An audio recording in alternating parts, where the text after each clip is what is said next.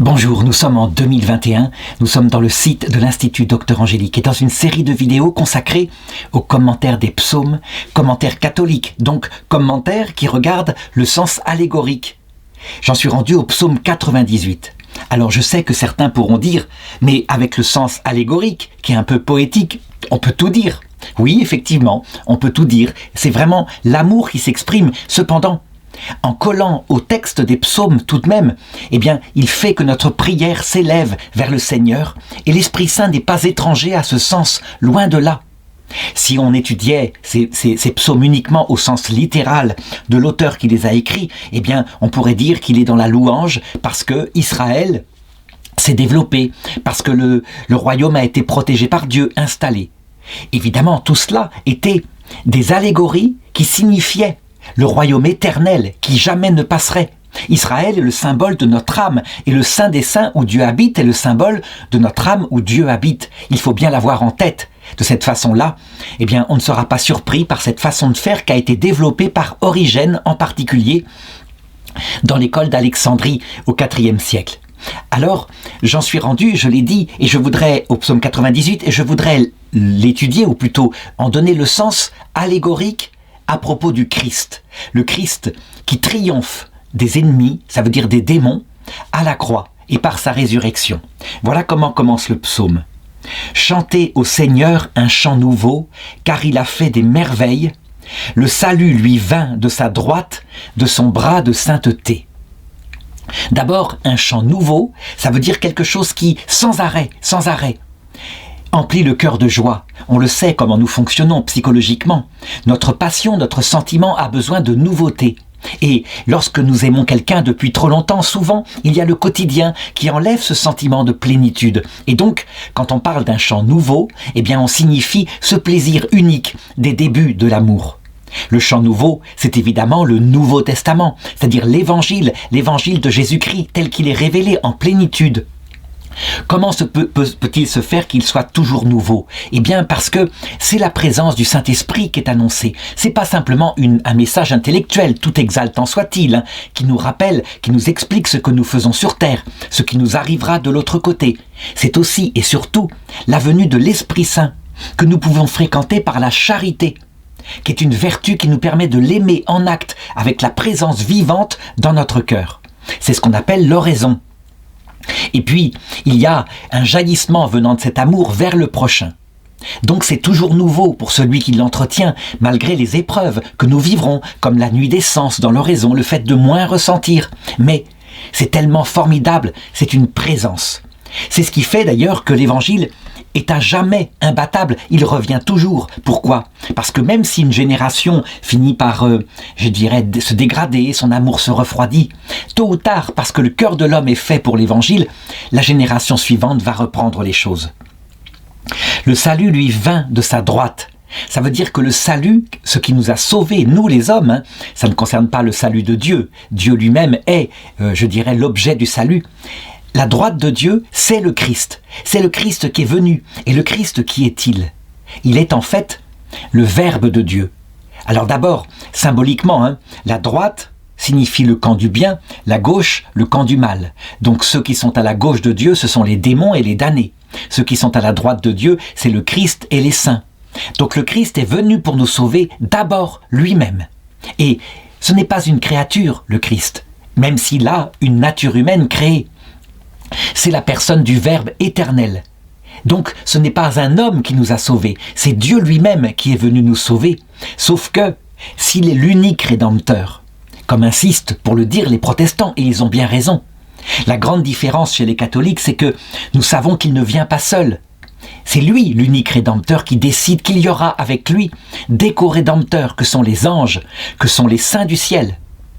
Et à la croix, la Vierge Marie, particulièrement, qui répond oui à son alliance. Et c'est ce qui scelle la nouvelle alliance, un consentement mutuel comme un mariage.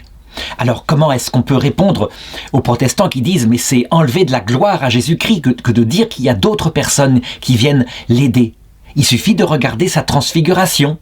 Il y avait Moïse et Élie qui venaient depuis l'autre monde et qui s'entretenait à lui de ce qui allait lui arriver. Ça montre bien que les saints du ciel, qui n'étaient pas encore dans la vision béatifique, ils étaient dans le sein d'Abraham, un paradis provisoire, attendant le vendredi saint. Eh bien, ils venaient nous aider. De même, les anges, quand on voit Jésus à sa passion et qu'un ange apparut du ciel pour le réconforter, ça montre bien que les saints et les anges sont là, véritablement. Et ils travaillent non seulement pour l'aider lui, mais pour nous aider, nous. Son bras de sainteté, c'est la puissance. Alors la puissance que Dieu va utiliser, je vais la raconter un peu plus tard, mais véritablement le bras est un symbole de la puissance. Dieu n'a pas de bras, il n'a pas de corps. On comprend bien, c'est une métaphore. Verset 2. Yahvé a fait connaître son salut aux yeux des païens, révéler sa justice, se rappelant son amour et sa fidélité pour la maison d'Israël. Là, dans ce verset, on peut dire que, en tout cas appliqué au Nouveau Testament, tout est dit.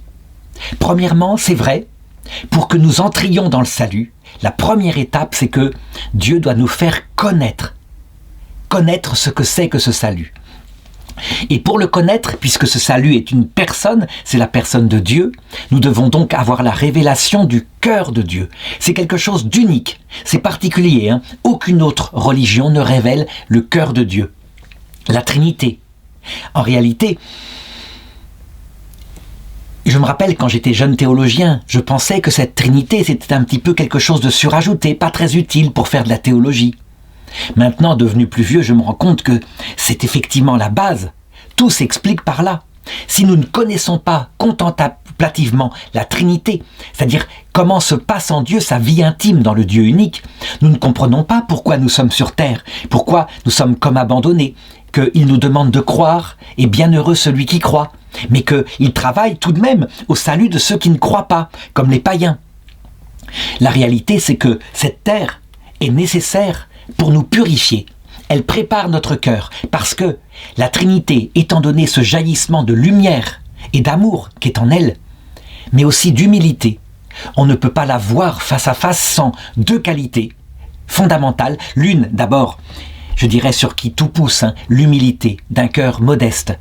Il y avait un saint qui disait « Si je vous demandais quelle était la première vertu chrétienne, je vous répondrais l'humilité. » Et il disait aussi « Si vous me demandez quelle est la deuxième vertu chrétienne, je vous répondrai l'humilité. » En réalité, cette humilité n'est pas une vertu seulement chrétienne, elle peut être atteinte par des non-chrétiens. On le voit, Dieu façonne le cœur d'Israël avant la révélation du Christ, et il le dit. Plus que des agneaux gras par milliers, plus qu'un holocauste, c'est un cœur brisé, un esprit humilié, qui me plaît à moi, dit le Seigneur. En fait, parce que l'humilité, c'est comme la bonne terre, une terre labourée, une terre où les mauvaises herbes sont enlevées, dans lequel on peut planter l'arbre de vie qui est la charité. Et voilà pourquoi, fondé sur l'humilité, première vertu chrétienne, il y a le sommet.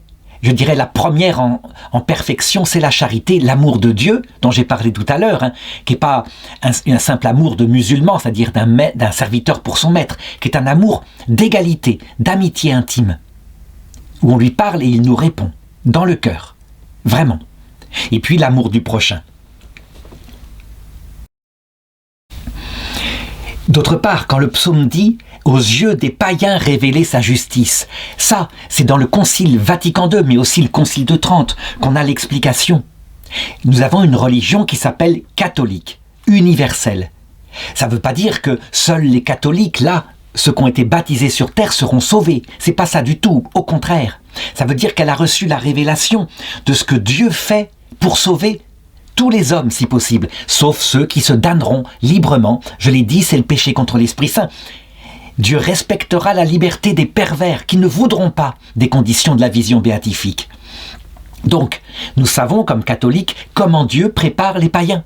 Il ne leur donne pas le salut pour le moment. On ne peut pas être païen, juif, musulman et être dans la grâce, puisque la grâce, c'est justement la connaissance du cœur de Dieu par la Trinité. Je l'ai dit, et il refuse cette révélation. Par contre, on peut être préparé. Comme dit Jésus, quand quelqu'un se comporte justement, quand quelqu'un donne à boire celui qui a soif, donne à manger à celui qui a faim, quand il va visiter quelqu'un qui est en prison, qu'il fait des actes parfois comme un athée, mais humaniste, simplement humaniste, qu'il le fait vraiment par humanité, alors son cœur est préparé. Et lorsque il se retrouvera avec surprise, bien vivant, à l'heure de sa mort, et qu'il verra le Christ, il ira tout naturellement vers lui.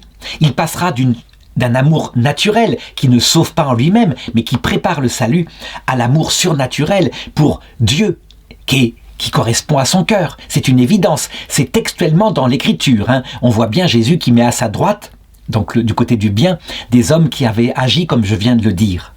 Par contre, si on est chrétien, catholique, pratiquant, qu'on prophétise pour le Christ, qu'on fait même des miracles pour le Christ, mais que le motif n'est pas la charité, n'est pas l'humilité, c'est par exemple être considéré comme quelqu'un de bien, c'est briller aux yeux des hommes, ça peut être des tas de motifs humains, et que c'est ça fondamentalement le centre de sa vie. C'est-à-dire qu'on se moque du prochain, on veut une carrière par exemple, ou de l'argent, uniquement de l'argent. Eh bien, dans ce cas-là, on arrive devant le Christ et on est mis à sa gauche. Parce que on n'a jamais fait le bien. On a toujours cherché que soi-même. Et ça peut être dans le cadre du baptême. Le baptême d'eau ne certifie pas les choses. Comme disait Marthe Robin, on peut même communier tous les jours et ne jamais être en état de grâce parce que c'est un acte extérieur où on se montre parfois au prochain. On le voit bien par exemple à l'époque de Louis XIV, des gens qui vont à la messe tous les jours, pas pour le Christ, pour se montrer au roi. Et quand le roi n'y est pas, ils ne viennent plus à la messe ce jour-là. Par contre, on peut difficilement faire oraison dans le secret de sa chambre tous les jours et le prier cœur à cœur et rester très longtemps en état de péché mortel parce que devant le Seigneur, on ne peut pas être hypocrite, il connaît notre péché et donc on lui confesse.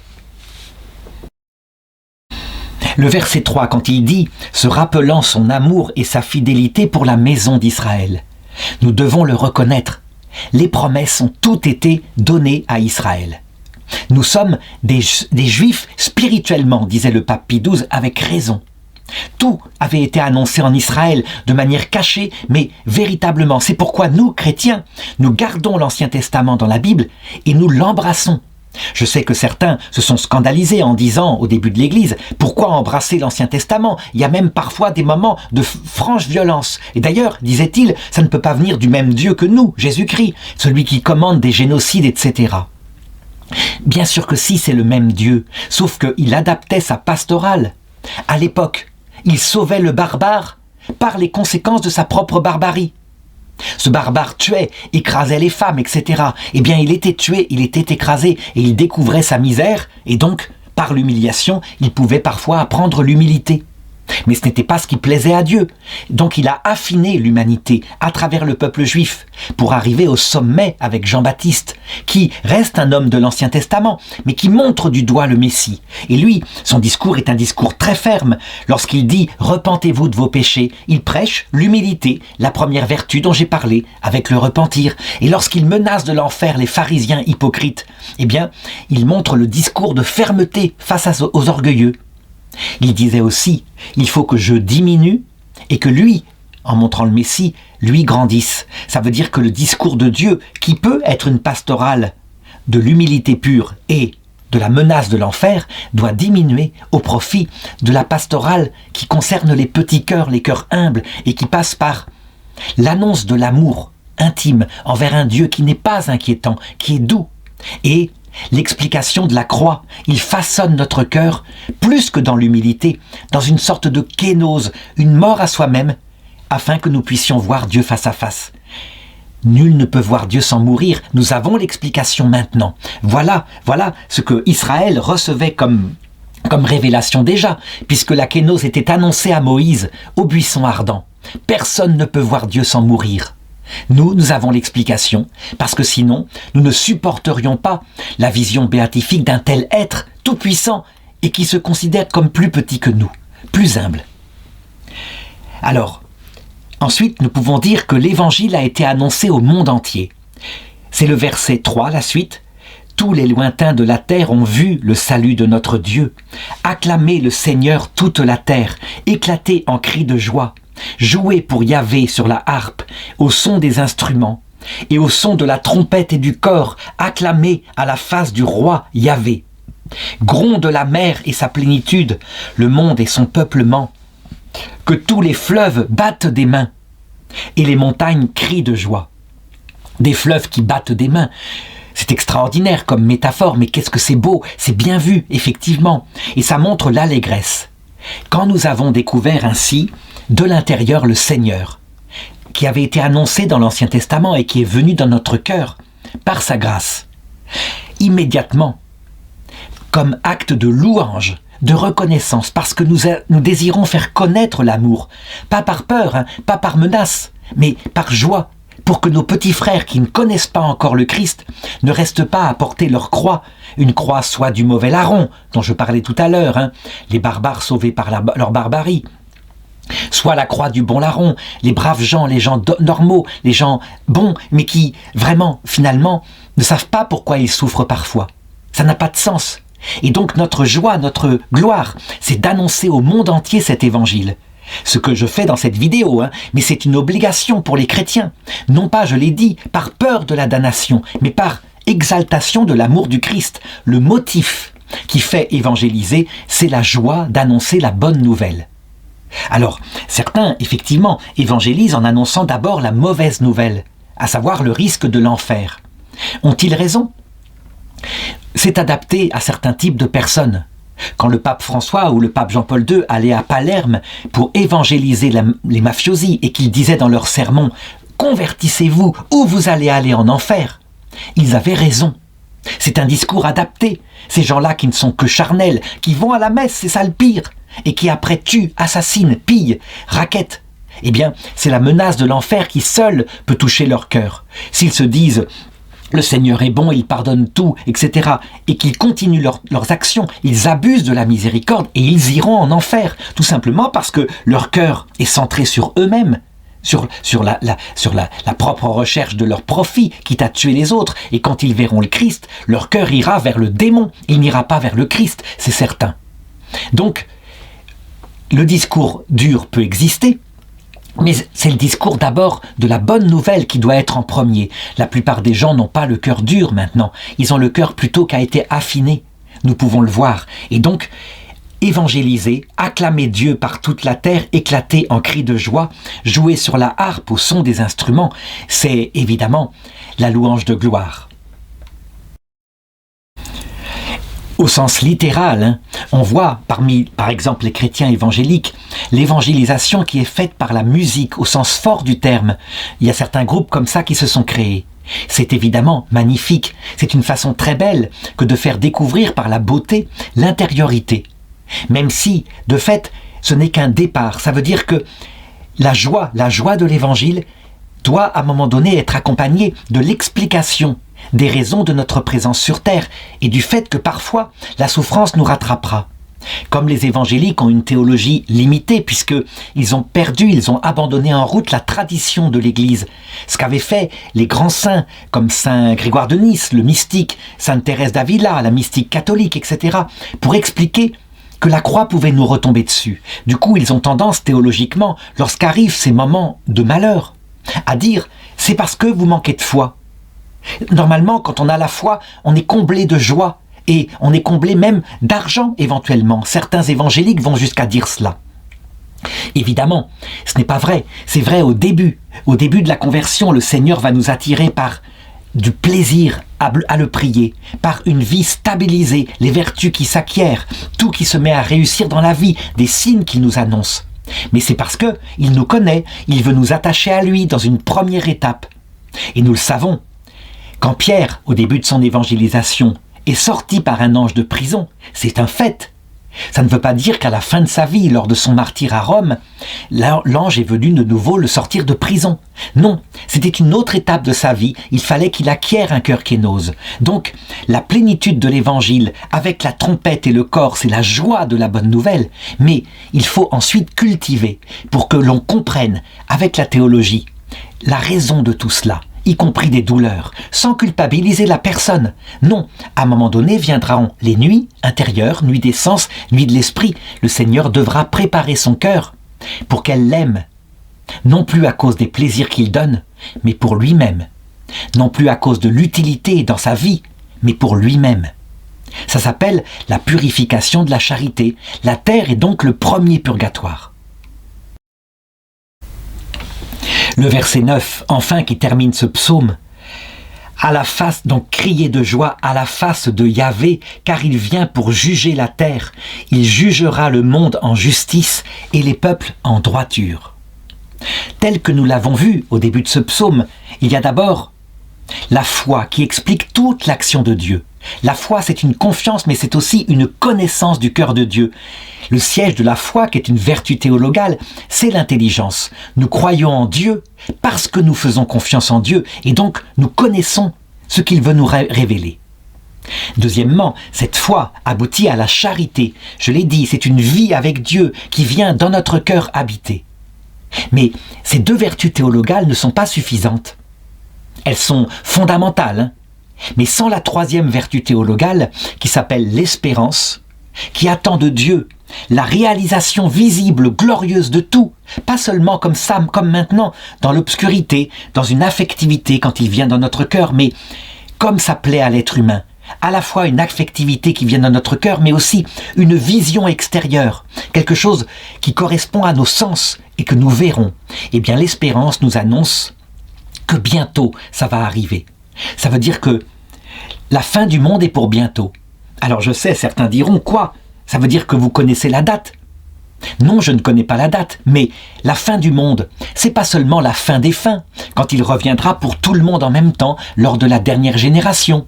Et ça, on peut le dire, c'est pas pour notre époque. Trop de signes et de prophéties sont à réaliser, comme par exemple la venue du dernier Antéchrist, celui qui établira sur terre entière, par sa prédication, le culte du faux Dieu, Lucifer, comme Lucifer avait parlé à Adam et Ève. Attention, je ne dis pas que ce dernier Antéchrist est Lucifer lui-même, c'est un homme, et c'est un message intellectuel qui dira « il y a une vie après la mort et elle est donnée aux hommes fiers, aux hommes debout, aux hommes indépendants. Dieu nous veut debout, comme des individus puissants. » Ça n'a rien à voir avec l'évangile, même si ça en a l'apparence. L'évangile, c'est l'annonce de la vie éternelle, où nous verrons Dieu, où nous pousserons l'amour de Dieu et du prochain jusqu'à l'oubli total de soi. La mort à soi-même, l'autre comptant plus que soi-même. Ça, c'est vraiment l'évangile. Il y a ce signe-là. Et puis, il y a les signes d'Israël. Parce que quand le psaume dit « Tu te rappelles ta fidélité à la maison d'Israël », la fidélité pour nous chrétiens, elle est toujours là. Israël, de même que le Christ est venu par lui, donc en l'an 0, et puis ensuite par sa passion en l'an 33. De même, le Christ reviendra par Israël. Ça veut dire que à la fin du monde, il y aura quelque chose qui se passera dans le peuple d'Israël. Un comportement bon, droit, un comportement qui se comportera bien pour protéger sans doute l'Église. Comment est-ce que je peux le dire ? Parce que l'Évangile, enfin plutôt l'Ancien Testament, à travers des prophéties, manifeste comment Jésus se manifestera aux Juifs. Il suffit de lire avec cette méthode allégorique l'histoire de Joseph, vendu en Égypte, et comment il s'est manifesté ensuite à ses frères, lorsque des années plus tard, par la famine, attirés par la famine, ils vinrent chercher du pain en Égypte. Eh bien, nous avons une métaphore de la façon dont procédera Jésus. Donc, de même que les frères de Joseph avaient changé de comportement, étaient prêts à se livrer eux-mêmes pour que leur petit frère Benjamin ne soit pas accusé faussement, de même les Juifs feront cela par rapport à ce que symbolise Benjamin et qui est sans doute l'autre enfant mis au monde par la Vierge Marie, et elle est morte en le mettant au monde, c'est-à-dire l'Église. Ils aideront les derniers chrétiens, probablement. Donc, je ne veux pas m'étendre là-dessus, simplement pour dire que véritablement, ce n'est pas la fin des fins que nous attendons. Mais, bientôt, très vite, pour nous tous, pour ceux qui écoutent cette vidéo et qui ont 20 ans, dans moins de 70 ans, sans doute, le Christ revient à l'heure de la mort. C'est donc très rapide. La vie est très courte sur terre. Et donc il se montre exactement de la même façon. Tout ce qui est annoncé pour la fin du monde se produit pour nous individuellement. Sauf qu'il n'y a que nous qui le voyons. Comme dit Jésus, ce jour-là, 2 hommes sont dans un champ en train de travailler. L'un est pris, l'autre laissé. Ça veut dire l'un est emmené dans l'autre monde. Et il voit Jésus, il vient de mourir. Tandis que l'autre est là, il voit son copain qui est mort, tout simplement. Il est resté sur terre. Ça ne se voit donc pas de l'extérieur, mais à chaque fois que quelqu'un meurt, le Christ l'accueille avec la Vierge Marie, les saints et les anges. Et donc, nous pouvons crier de joie à la face de Yahvé. Cette face de Yahvé, ce visage, c'est-à-dire l'essence intime de Dieu que nous verrons face à face. C'était le but de tout. Il prépare notre cœur à ça. Et évidemment, lorsque nous aurons vu d'abord l'humanité du Christ, qui en est l'image, et que nous l'aurons aimé de tout notre cœur. Parce que celui qui est bon, celui qui a développé de la bonté, un tout petit peu soit dans sa vie, il l'aime de tout son cœur quand il le voit. Alors, nous serons jugés. Il nous dira, lorsque nous nous convertissons, même comme Zachée venant de grands péchés, et que nous aurons donné notre cœur au Christ en disant « Je veux rembourser 4 fois le mal que j'ai fait. Pardon Seigneur, je ne savais pas, pardon. » Eh bien, il nous dira « Tu rentreras dans la joie de ton Seigneur. Termine la purification que tu as à faire, mais tu es sauvé. » Il jugera la terre, il jugera le monde en justice et les peuples avec droiture. Nous serons comblés de justice lorsque nous verrons que l'ancienne conception au Moyen-Âge, quand les gens n'avaient pas compris toute la révélation et qu'ils pensaient que Dieu jugerait arbitrairement, c'était bien son droit, et donc qu'il pourrait mettre en enfer des païens qui ne le connaissaient pas, ou alors des enfants qui n'avaient pas été baptisés, ou alors des pauvres pécheurs chrétiens qui, après un péché mortel par faiblesse, je ne sais pas, ça peut être une colère, et n'ayant pas eu le temps cette fois de se repentir, étant mort, enfer éternel. Non, il ne fera pas ça. Il l'a dit, il l'a redit, c'est presque un dogme donné par Jésus. Il y aura des gens en enfer, mais uniquement ceux qui seront coupables du blasphème contre l'Esprit Saint. Et le blasphème contre l'Esprit Saint, je terminerai en le racontant. C'est très important et c'est très facile à comprendre. Il y a dans la Trinité, c'est là que je disais au début qu'il faut d'abord connaître la Trinité pour comprendre cela, 3 personnes. Le Père, c'est celui dont tout procède, c'est le Dieu unique. Et sa vie éternelle consiste à se contempler lui-même. Et ses sources, c'est comme un jaillissement de lumière. Il se connaît parfaitement et de toute éternité. Et cette lumière, on l'appelle son concept en français. On l'appelle aussi son verbe. Il se connaît. Or, comme il se connaît parfaitement, son verbe est absolument identique à lui. Et voilà pourquoi on a en Dieu 2 personnes. En fait, c'est bien un seul Dieu, puisque c'est celui qui connaît, qu'on appelle le Père, et son propre concept, sa connaissance, qu'on appelle le Verbe. Mais comme ils sont semblables, ils sont tous les 2 une personne. Eh bien, le péché contre le Père, puisque tout procède du Père, donc de la puissance, c'est le péché mortel qu'on pourrait commettre par faiblesse. C'est grave un péché mortel par faiblesse, mais c'est par faiblesse. On suit une pulsion, on sait très bien qu'il ne faut pas le faire, mais on le fait quand même. Les péchés par faiblesse, c'est ceux dont nous nous confessons habituellement, à chaque fois, éternellement, selon notre vice principal, qui souvent a rapport avec l'argent, donc un sentiment de sécurité dont on a besoin, ou la gloire, donc ce besoin de valorisation, comment nous sommes hypocrites, que nous montrons un faux travers, etc. Ou alors le plaisir sexuel ou plaisir de nourriture, n'importe quoi comme ça. Et donc, en général, nos péchés sont là. Ces péchés mortels de faiblesse sont dus à cette pulsion que nous contrôlons mal, et le Seigneur les a permis volontairement pour que nous comprenions que nous sommes misérables. Il fabrique en nous l'humilité.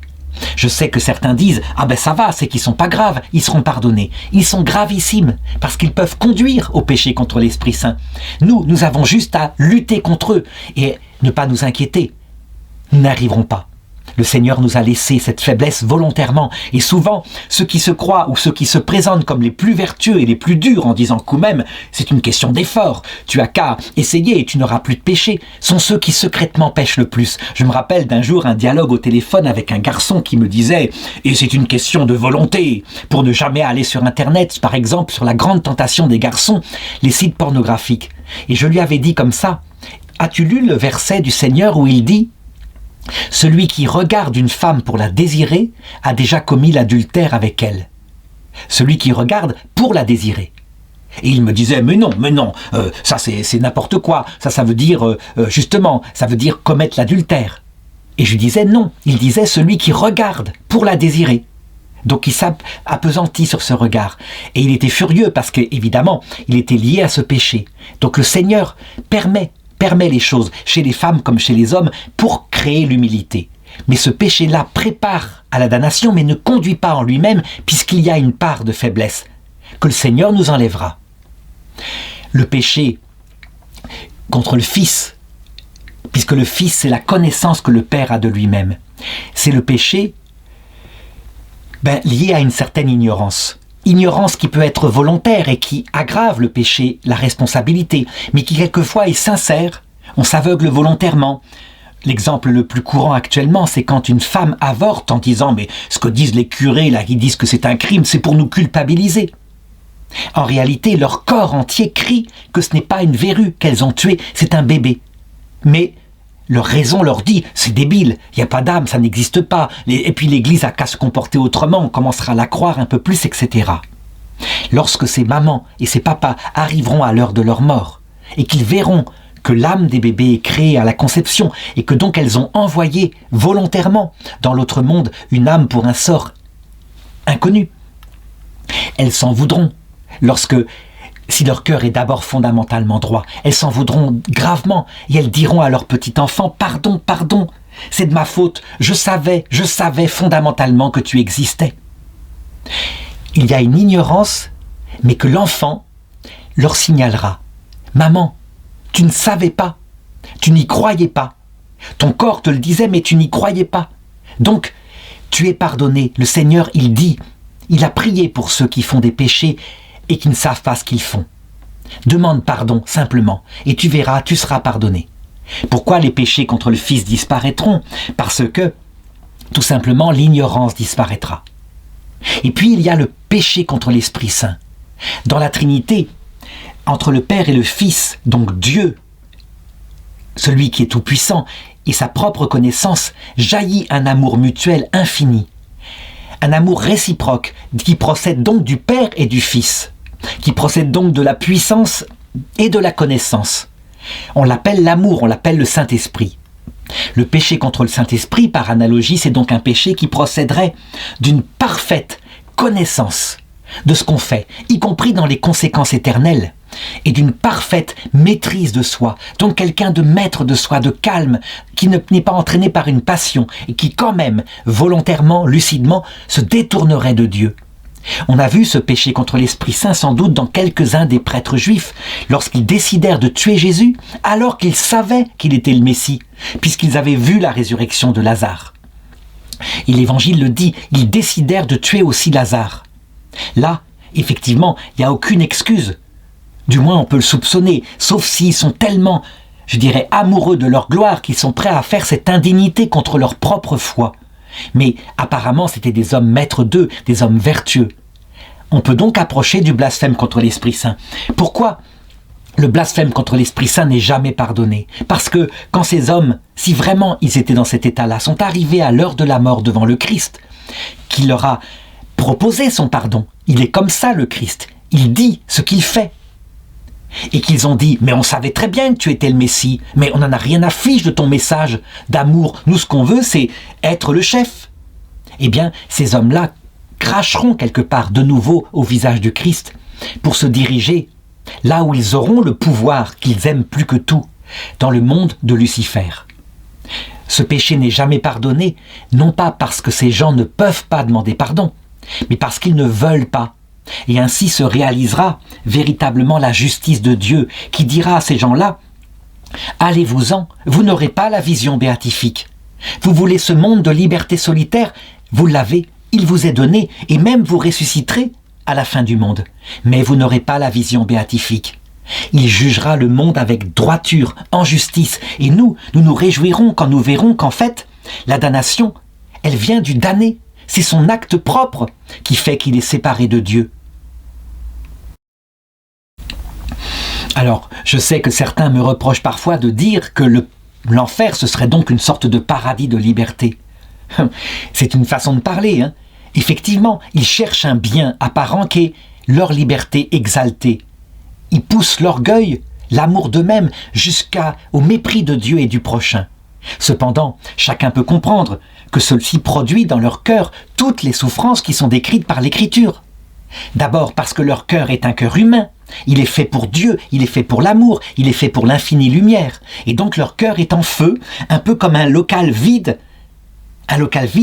parce que sa nature reste orientée vers Dieu, mais leur volonté libre préfère mourir que d'en accepter les conditions qui sont l'humilité et l'amour. Ils ne veulent pas de ça. Donc c'est un feu intérieur, une sorte d'angoisse, un déséquilibre profond, qui fait qu'il se traduit tout de suite par de la haine de Dieu. Ils en veulent à Dieu. Et pourtant, ils veulent aussi et ils exigent et ils réclament la vision béatifique parce que, je l'ai dit, la connaissance est plénière. Ils savent donc que s'ils souffrent, c'est parce qu'ils ne voient pas Dieu. Sauf qu'ils ne veulent pas les conditions, donc ils la réclament par présomption. Ils ne l'obtiennent pas. Jésus ne leur donnera jamais. Alors ça se traduit en rage, grincement de dents, dit la Bible, contre ce Dieu qu'ils détestent, qui leur impose ainsi, alors qu'ils sont libres, ils sont des êtres libres, ils s'estiment tels, il leur impose ainsi des esclavages par rapport à eux-mêmes. Et puis, d'autre part, quand ils voient les gens du paradis, s'ils les croisent, qui sont pleinement heureux, eux qui ont renoncé à tout, la rage n'en est qu'augmentée. Voilà pourquoi, en particulier, quand la Vierge Marie est appelée dans un exorcisme, les démons, les damnés, hurlent de rage et de colère. Ils la méprisent, mais ils s'en vont. Elle est toute puissante parce qu'elle est toute humble. Donc on peut le dire, véritablement, quand la Bible dit « il passe de l'eau glacée au feu », ça veut dire qu'il passe du mépris pour Dieu, qui refuse la vision béatifique, au feu, ça veut dire l'exigence volontaire de l'avoir pour être équilibré, par convoitise, et ils ne l'obtiennent jamais. Vraiment, les souffrances sont là, il n'y a pas de problème, tout se réalisera. Mais cela sera pour nous, je dirais, dans le paradis, si nous acceptons d'être humbles et d'aimer, ce sera pour nous source de respect, d'adoration de Dieu, parce qu'en fait, ça vient d'eux. Et comme l'avait dit saint Martin à un démon, il suffirait que tu te convertisses pour rentrer au paradis. Et c'est vrai. Ils peuvent se convertir, ils ne veulent jamais.